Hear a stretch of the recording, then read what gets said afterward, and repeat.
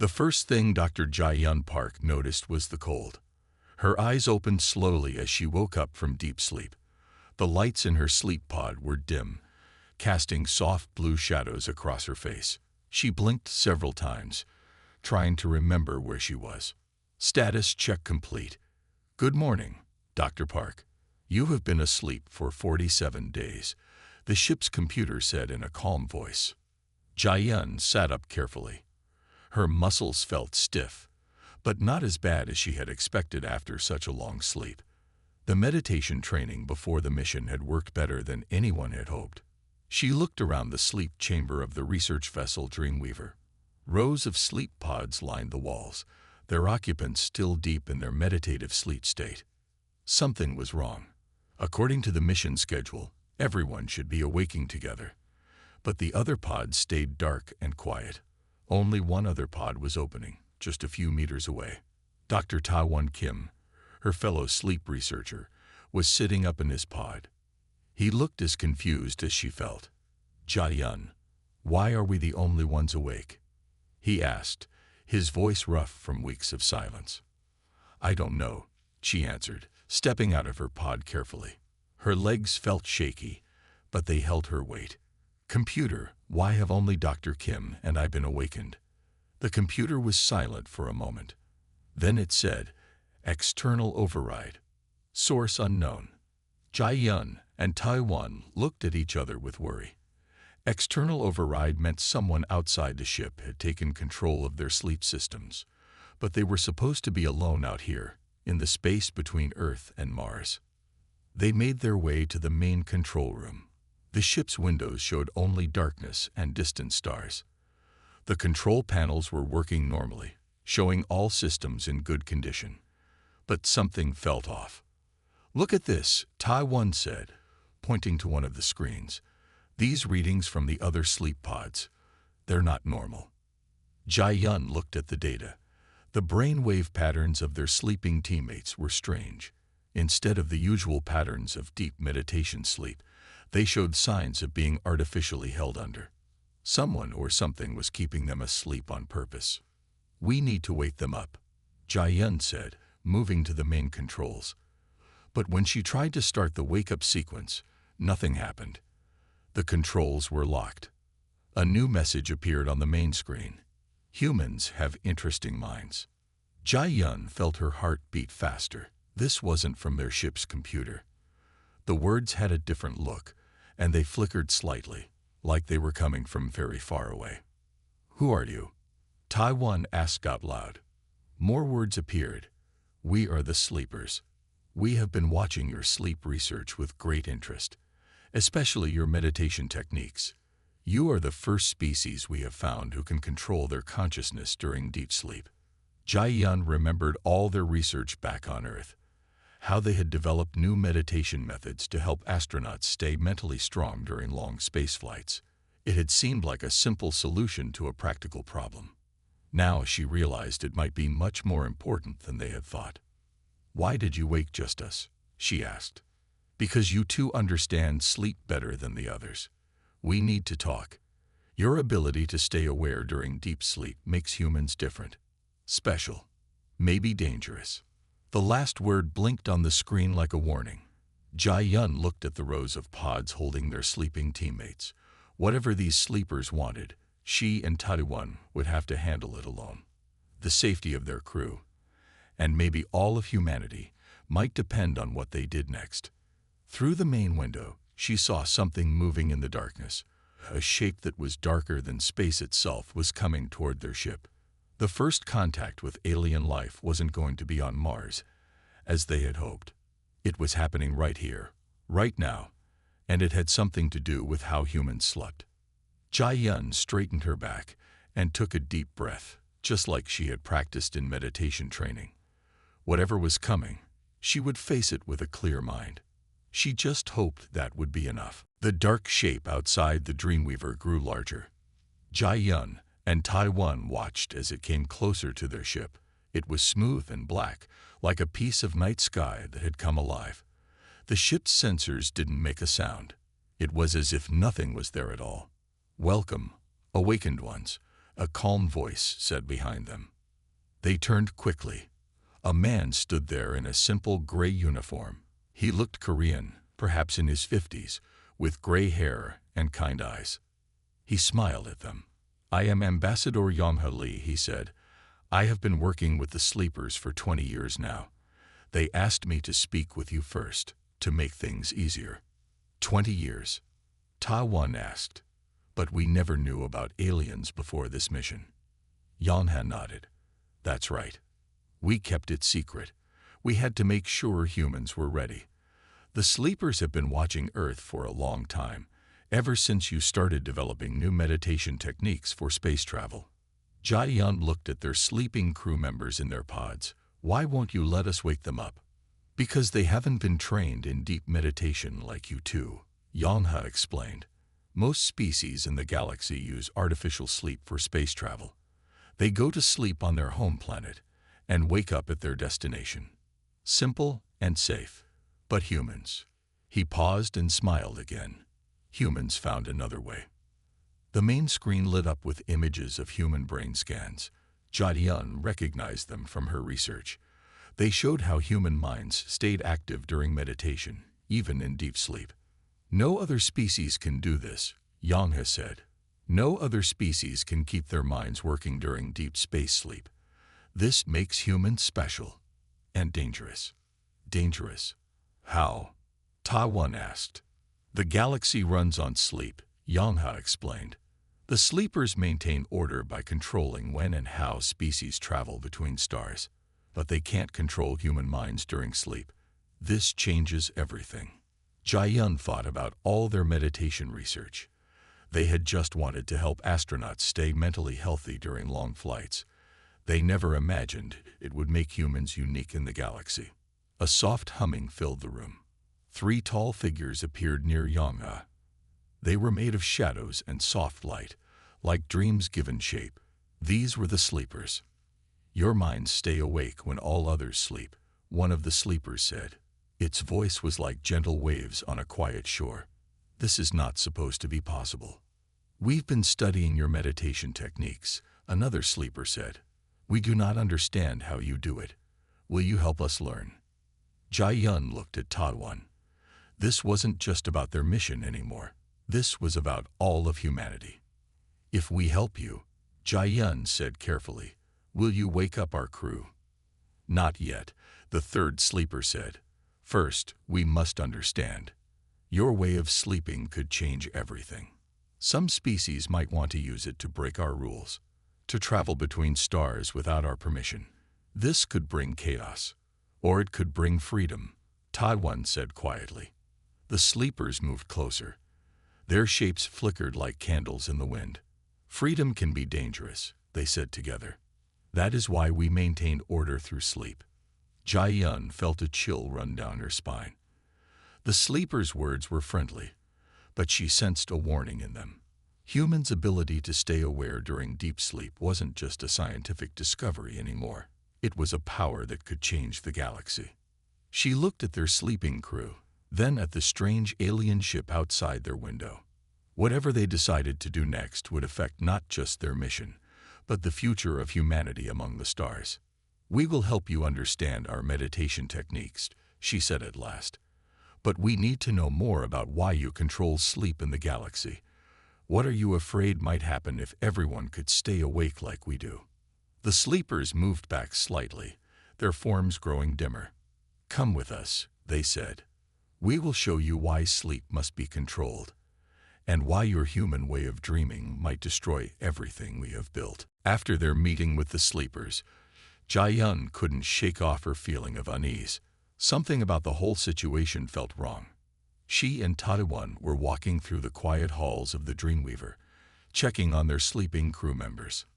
"Look at this," Ta-Won said, stopping at a computer terminal. "Someone has been collecting data from our sleep pods. A lot of data." Jae-yun looked at the screen. There were hundreds of files about their crew's brain patterns during sleep. But these weren't the regular medical scans they usually took. These were different, more detailed. "Computer, who accessed these files?" Jae-yun asked.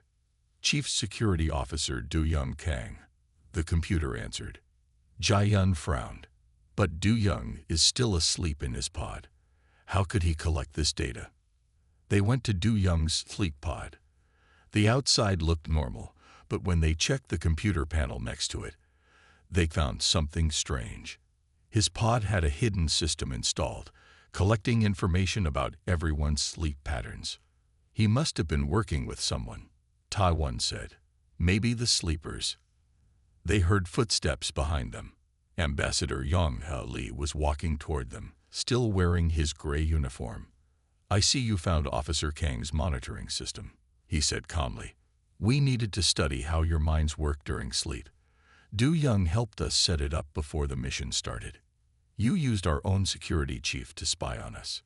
Jai-yun asked, feeling angry. Not to spy, Yang has said.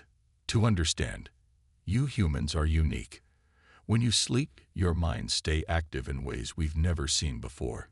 Even your regular dreams are different from other species. The ambassador walked to one of the sleep pods and placed his hand on the glass. Look at this crew member. Right now, she's dreaming about her home. Other species don't dream during space travel. Their minds just go blank. But humans keep thinking, keep dreaming, keep being aware. Is that why the sleepers are afraid of us? Ta-Wan asked. Yes, Yang has said.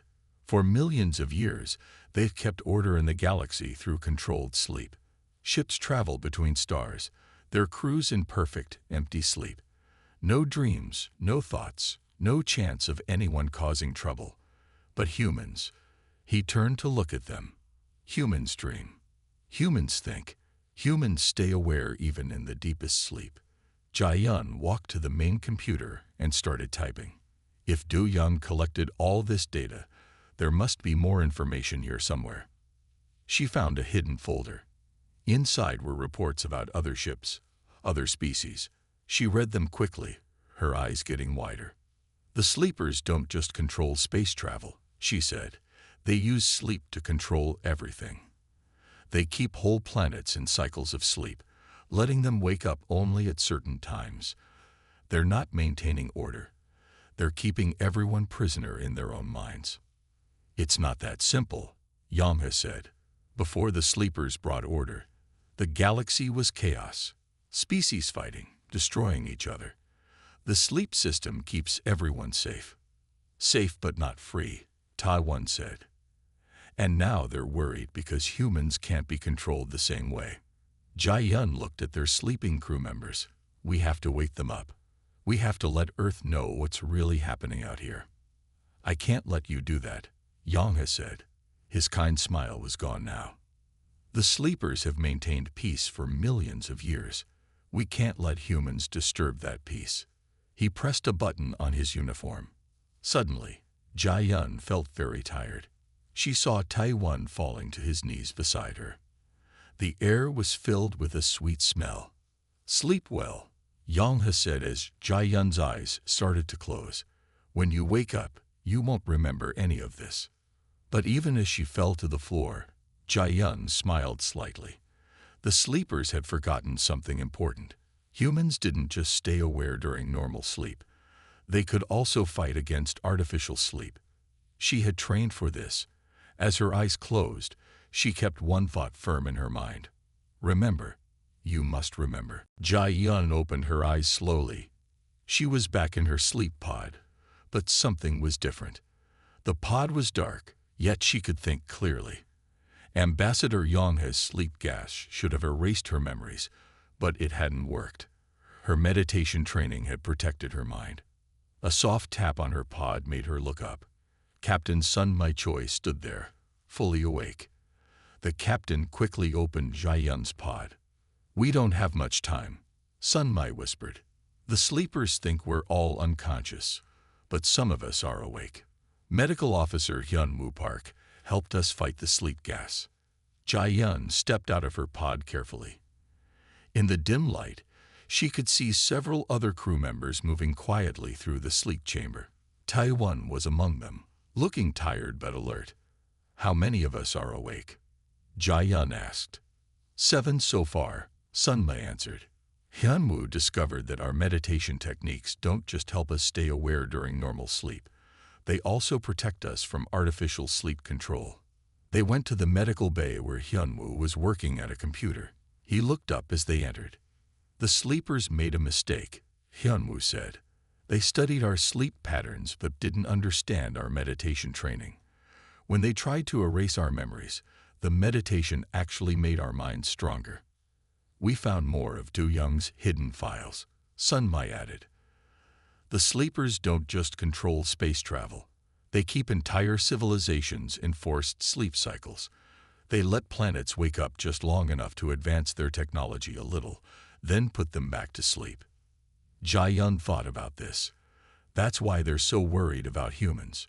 We can stay awake when they don't want us to." "Exactly," Hyunwoo said. "And now we know how to wake others up too. The meditation techniques we developed for space travel can break their control." A quiet alarm sounded. Taiwan rushed to a computer screen. "Ambassador Yonghead is coming back," he said. "And he's bringing sleepers with him." "They must have noticed some of us are awake," Sun Mai said. She turned to the group. "Everyone knows what to do. Remember your training." The crew moved quickly to their positions. Jae-yun and Taiwan went to the main computer room with Hyunwoo. They had discovered that the sleeper's control system had a weakness.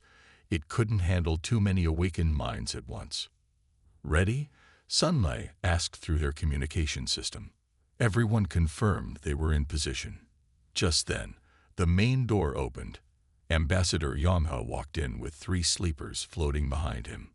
"I know you're awake," Yonghe called out. "The sleep gas should have erased your memories and put you in deep sleep. Since it didn't, you've proven how dangerous humans can be." "We're not dangerous," Jae-yun said, stepping forward. "We just want to be free. And we want others to be free too." The sleepers moved forward, their shadowy forms growing larger. "Freedom brings chaos," they said in their wave-like voices. "Sleep brings peace. Real peace doesn't come from control," Sun Mai said, appearing from another doorway. "It comes from understanding each other, from being awake and aware." At Sun Mi's signal, Hyunwoo activated the ship's new meditation broadcast system. They had modified the ship's communication array to send out human meditation patterns. The sleepers shuddered as the patterns reached them. "What are you doing?" Yonghe asked, his voice showing fear for the first time. "Showing you what real awareness feels like," Jae-yun said. "Showing you that there's nothing to fear from being truly awake." The sleepers' forms flickered as the meditation patterns touched their minds. For the first time in millions of years, they were experiencing something new, the power of conscious, aware thought. The meditation broadcast had an unexpected effect on the sleepers. Instead of harming them, it made them curious.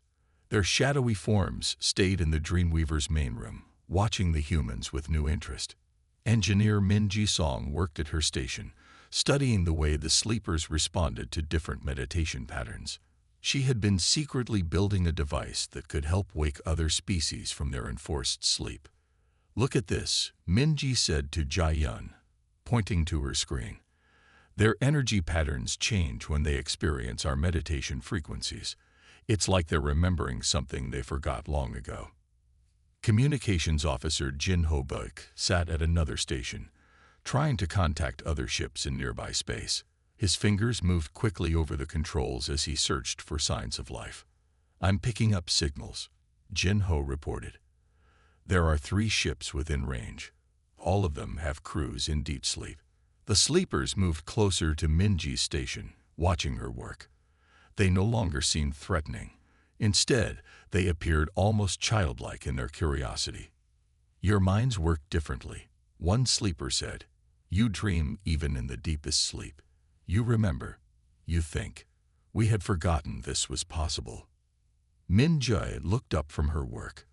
"Why did you start controlling sleep in the first place?" The sleepers' forms shifted, showing images of an ancient time. They revealed that long ago, their own species had chosen deep sleep as a way to survive a great disaster. But what started as survival had turned into control. "We thought we were protecting others," another sleeper said. "We didn't realize we were taking away their freedom to dream." Jai-yun worked with Minji to adjust the meditation device. They needed to find the right frequency that would help wake other species without harming them. Taiwan brought his research data, showing how different meditation patterns affected the human mind. "The key is to wake them slowly," Hanbu advised, checking the medical readings.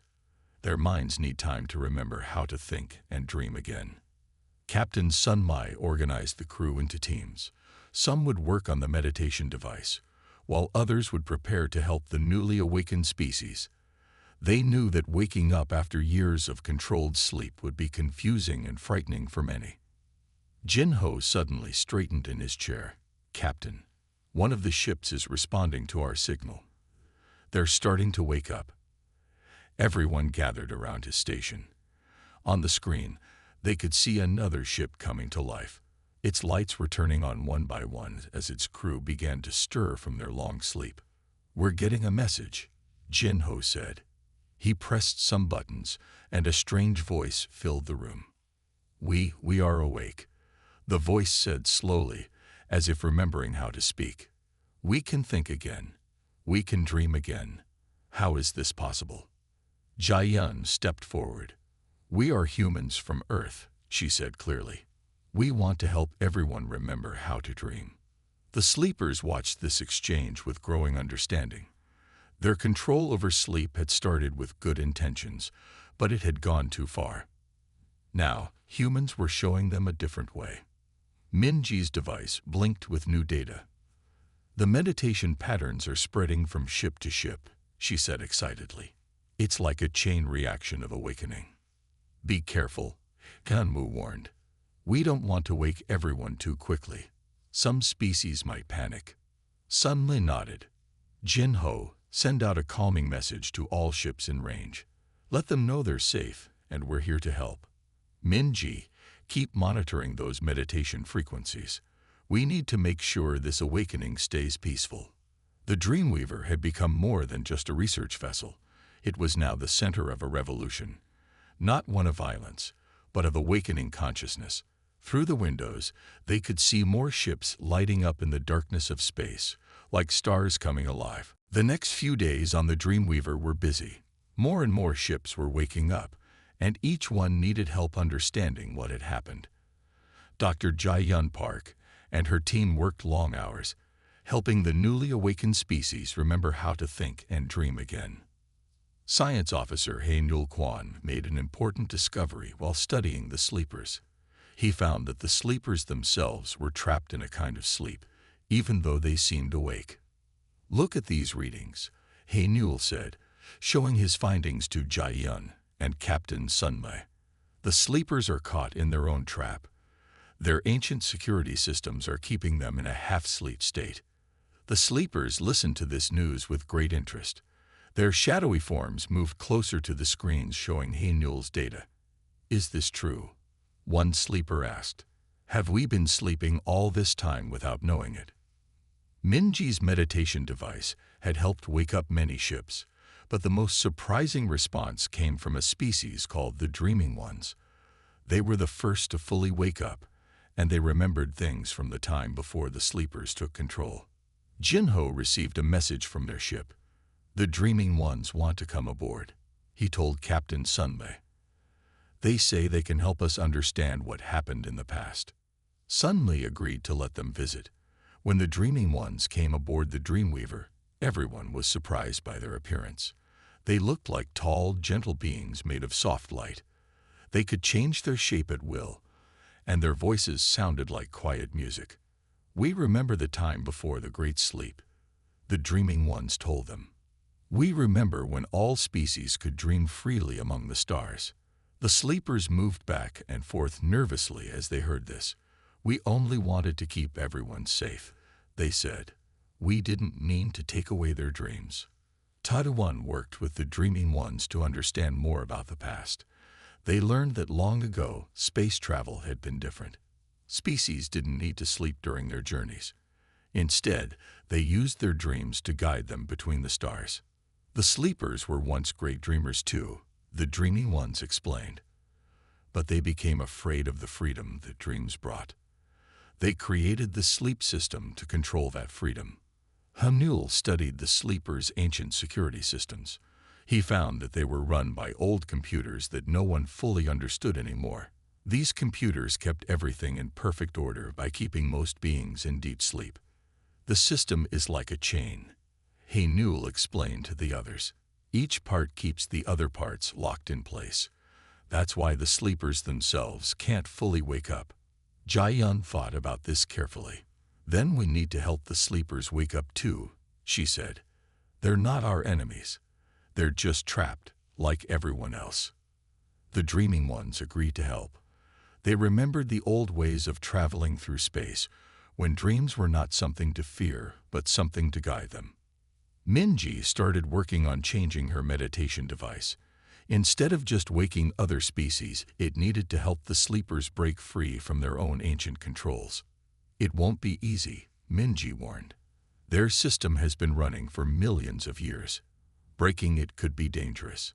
But the sleepers had seen enough to know this was right. We want to remember how to dream, they said. We want to remember who we were before the Great Sleep.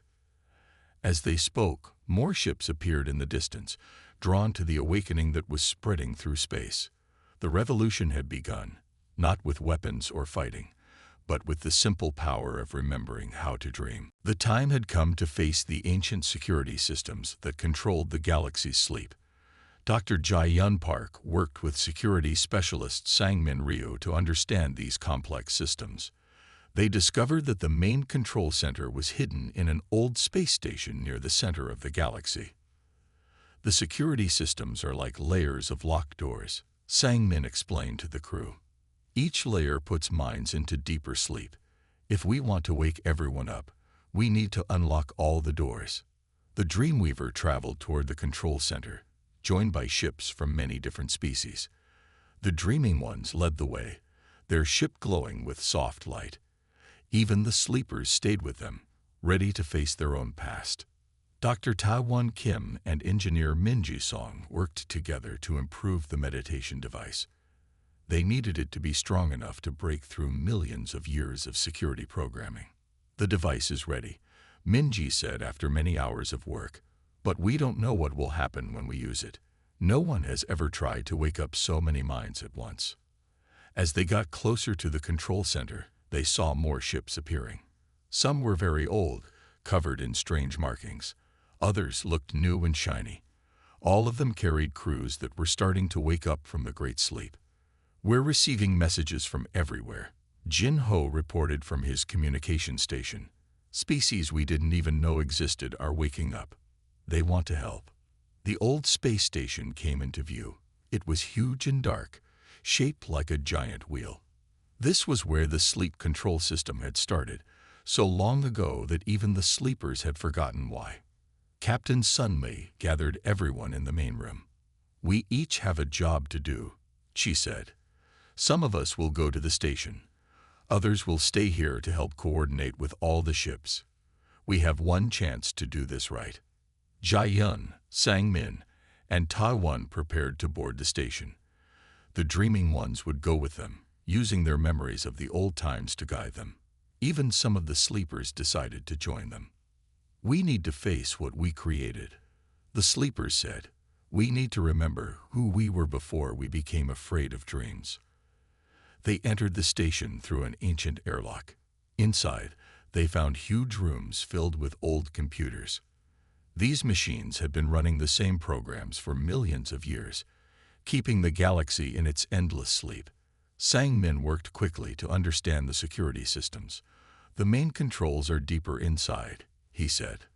But the station is fighting back. It thinks we're dangerous because we're awake. The station's defense systems turned on. Lights flashed red, and doors started closing. But Jia had an idea. She took out the meditation device and connected it to the station's computers. We're not going to fight the station, she said. We're going to help it remember how to dream. The meditation pattern spread through the station's systems. At first, nothing seemed to happen. Then the red lights turned blue, and the doors opened again. The station itself was waking up.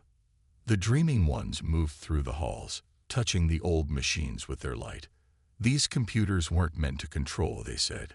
They were meant to connect minds across the stars, to share dreams between worlds. As the station awakened, its true purpose was revealed. The ancient security systems began to change. Instead of forcing minds to sleep, they started helping them remember how to dream. 1 month after the Great Awakening, Dr. Jae-yun Park stood at the window of the new Interstellar Meditation Institute.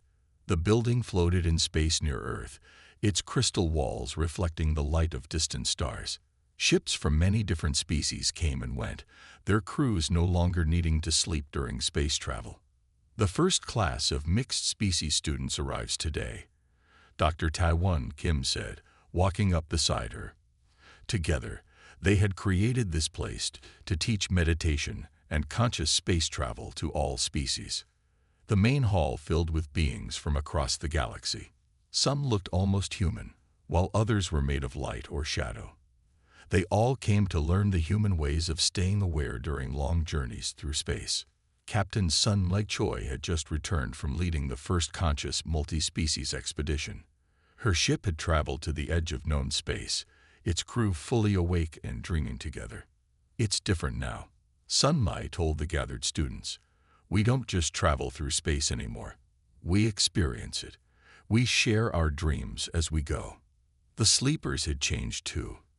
After the station woke up, they remembered their original purpose. They were meant to be teachers of dreams, not controllers of sleep. Now they helped other species remember their own forgotten abilities. "We lost our way for so long," one of the sleepers said to Jae-yun. "We forgot that dreams are meant to be shared, not controlled." Their shadowy form now shimmered with colors, showing the dreams they had begun to have again. Engineer Min Ji-song had turned her meditation device into something new. It no longer needed to wake people up. Instead, it helped different species share their dreams and thoughts during space travel. She called it the Dream Bridge. Each species dreams differently, Min-ji explained to a group of curious visitors. "The Dream Bridge helps us understand each other's ways of thinking. It brings us closer together." The dreaming ones had become teachers too. They remembered the oldest songs of space travel, when ships followed paths of shared dreams between the stars. Now they taught these songs to anyone who wanted to learn. Medical Officer Hyun-woo Park worked with beings from many worlds, helping them adjust to their new awareness. Some species had been asleep for so long that they needed time to remember who they were. "Healing happens at different speeds," Hyun-woo said kindly to a group of newly awakened beings. "Take your time. Your dreams will return when you're ready."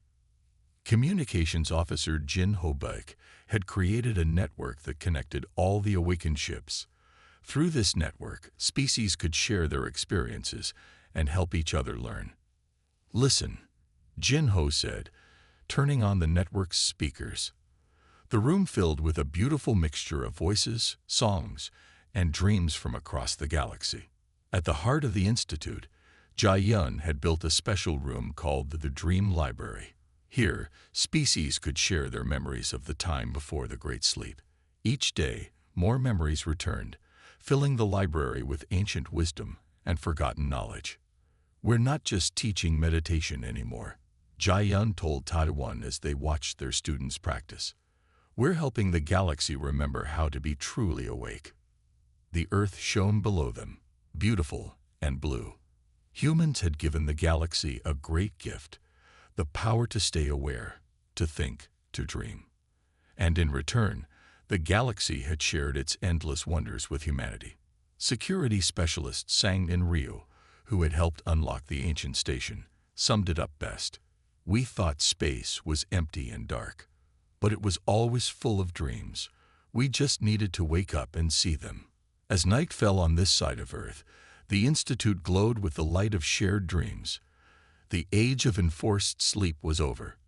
A new age of conscious space exploration had begun, and it was more wonderful than anyone could have imagined.